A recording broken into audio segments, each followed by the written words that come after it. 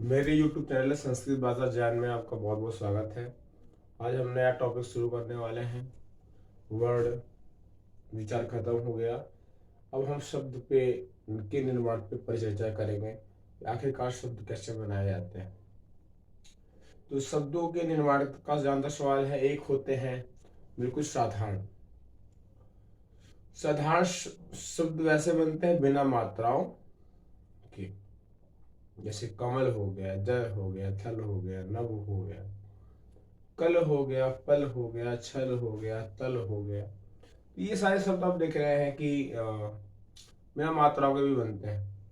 कुछ ऐसे शब्द होते हैं वो मात्राओं को भी जोड़ करके बनाए जाते हैं। जैसे माला, काला, मिला, गोरा, नीला, हरा, पीला, इनमें मात्राओं का प्रयोग किया जाता है।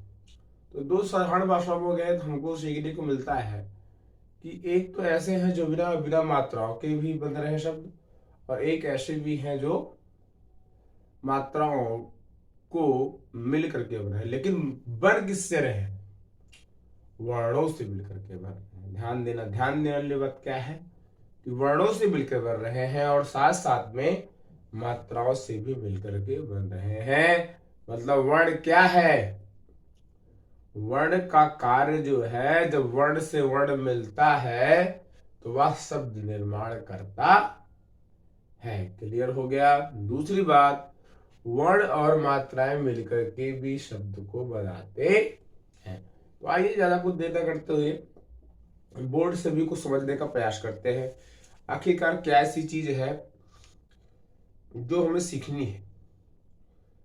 और एक गहरी बात, वर्णों को जोड़ने से ही नहीं शब्दों कहलाएगा जब तक उसका अर्थ नहीं निकलेगा। मीनिंगफुल नहीं है तो फिर उस शब्द को बनाने का कोई अर्थ नहीं है। अभी मैं आपको बताऊंगा। चलिए आइए तो देखते हैं।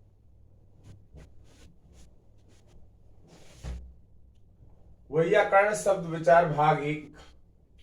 शब्द की विशेषताएं। शब्द की पहली विशेषता नोट करिएगा रजिस्टर में। सार्थक वर्णों के योग से शब्द बनने। सार्थक किसे कहते हैं? सार्थक शब्द वो कहलाता है जो एक निश्चित अर्थ प्रदान करता है। जैसे सार्थक शब्द ये रहा, क म ल। जब इन तीनों को जोड़ा गया, क को, म को, ल को, तो क्या बना? कमल। कमल शब्द का एक अर्थ निकला। कमल का फूल जानते होंगे। इसीलिए इस कमल को कौन सा शब्द बोलेंगे हम? सार्थक शब्द बोलेंगे। क्या बोलेंगे?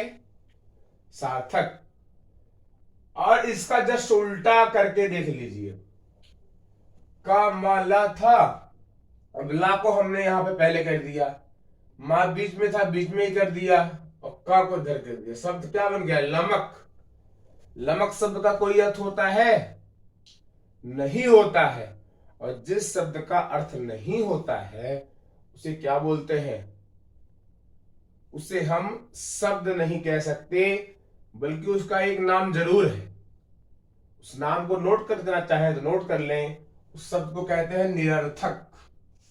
निरर्थक, बिना अर्थ वाला, उसको बोलते हैं निरर्थक। रर्थक, उसको निरर्थक शब्द के नाम से जरूर जानते हैं क्योंकि वो कोई अर्थ प्रदान नहीं करता, उसका कोई मतलब नहीं है, उसका हिंदी भाषा में कहीं भी प्रयोग किया जाता ही नहीं है। क्योंकि जिसका अर्थ नहीं उसका प्रयोग क्या? इसका जो किसी काम के काबिल है नहीं, उसको क्यों रखा जाएगा? जाहिर सी बात है। तो ये अगला देखते हैं। पहला पहला समझ में आ गया। दूसरा टू, शब्द के निर्माण में वर्ण एवं मात्रा का प्रयोग किया जाता है। ये तो जानते ही हैं। वर्ण और मात्रा का प्रयोग कैसे करेंगे? जैसे मैं अपना ही नाम ले लेता हूं। मेरा नाम क्या है? संतोष। चलो इसी को कर देता हूं डिस्क्राइब बाय। सब अपने अपने नाम को कर लीजिए। साधारण भाषा के संधि में जाएंगे तो बहुत टाइम लगेगा। साधारण भाषा में समझ लेते हैं। मेरे में क्या लगता है? स। और क्या लगता है? बिंदु। मात्रा किसकी लगती है? अंक की मात्रा। किसकी मात्रा? अंक की मात्रा। जोड़ देते हैं।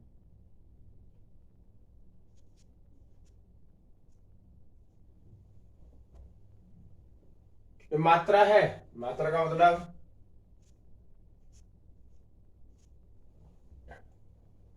या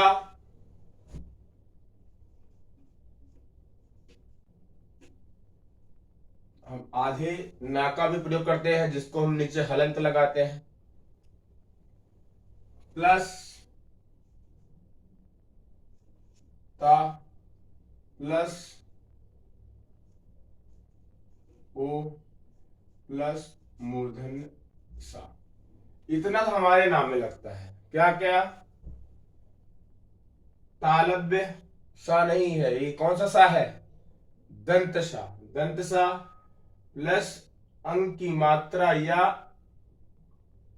ना के नीचे हलंत प्लस ता पे ओ की मात्रा प्लस मूर्धन्य सा। इसको जो तीनों सबको जोड़ते हैं क्या बन जाता है? संतोष।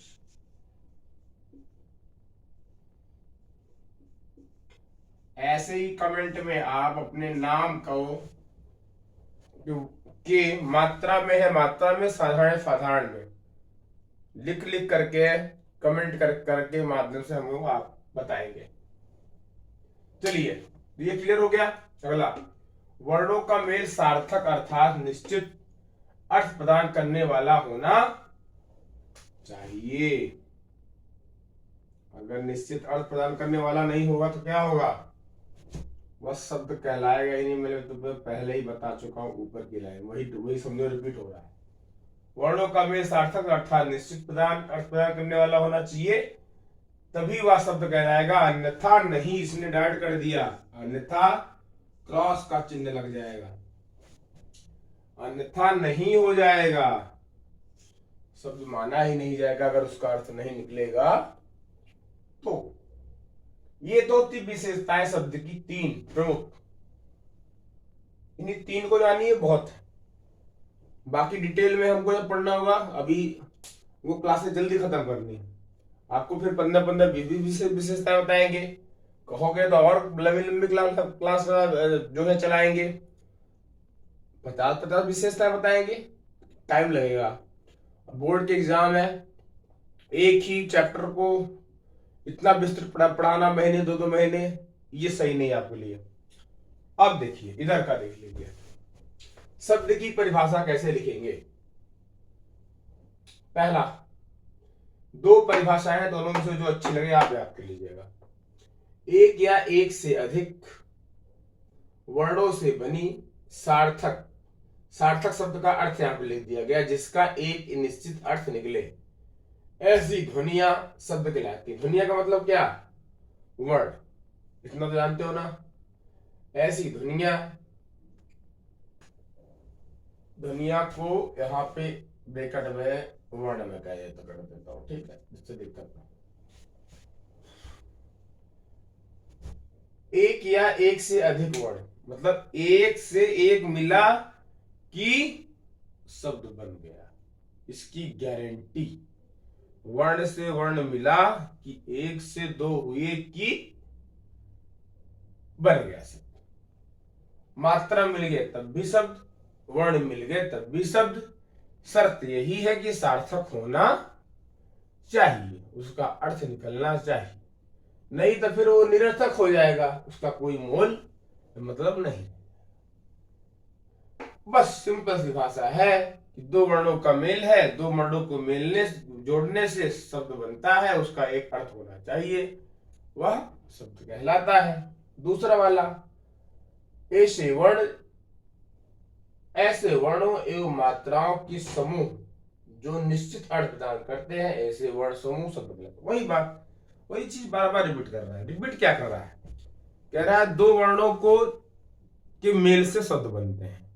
बिल्कुल छोटा लिखना हो तो आप लिख लीजिए, एक छोटी परिभाषा और मेरी तरफ से। तीसरी, दो वर्णों के मेल से शब्द बनते हैं। ये तो बिल्कुल आसान है, अब तो दिक्कत नहीं होगी। जैसे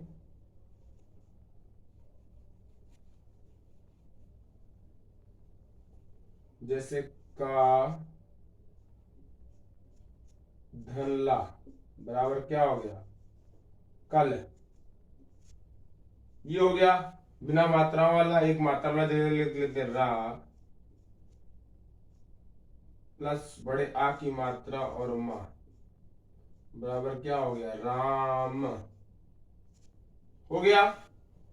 तो ऐसे ही दो वर्णों के मेल से शब्द बनते हैं, या दो वर्णों से शब्द बनते हैं। जैसे उदाहरण भी आप दे सकते हैं। ये तीनों परिभाषाओं में से कोई सी भी लिखेंगे, नंबर मिलेंगे। अगर तीनों लिख दी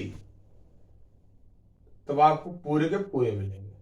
ये तीनों परिभाषाएं आपने अगर लिख दी और ये तीनों विशेषताएं लिख दी, 10वीं वाले विशेष रूप से, 9वीं वाले, 11वीं वाले, 12वीं वाले, 100 में 100, मतलब जितने मार्क्स का होगा उतना मार्क्स आपको बिल्कुल भी मिल जाएगा। बिना सोचे समझे टीचर आपको दे देगा, क्योंकि आपको उसको पता चल जाएगा विषय का विशद ज्ञान है। तो इसे आप नोट करिए फटाफट,